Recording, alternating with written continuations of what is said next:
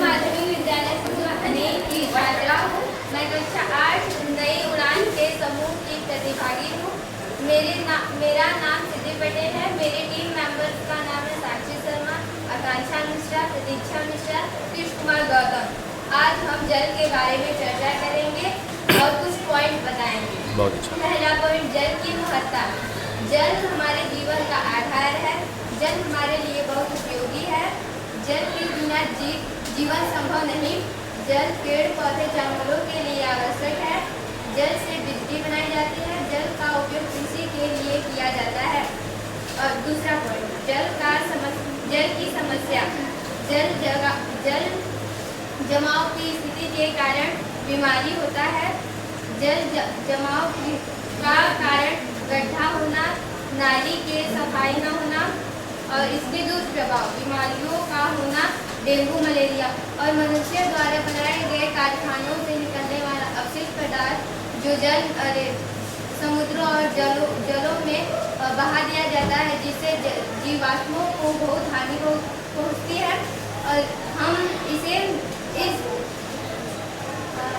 हम इन अपशिष्ट पदार्थों को जल में ना बहाकर भूमि में प्रवाहित कर दे, जिससे जीवात्माओं का जीवन भी चलता रहे और उनको कोई हानि ना हो, जिससे कि हमारा जल स्वच्छ रहेगा और हमारा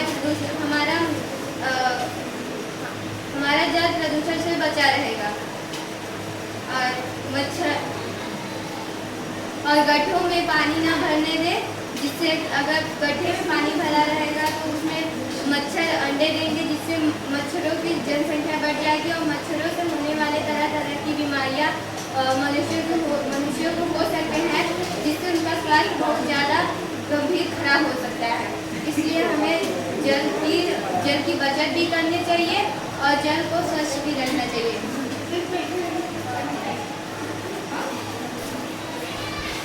जल जमाव का कारण गड्ढा होना होता है, नाली का सफाई न होना होता है। इसके दुष्प्रभाव बीमारियों का होना, डेंगू, मलेरिया, चिकनगुनिया आदि होते हैं।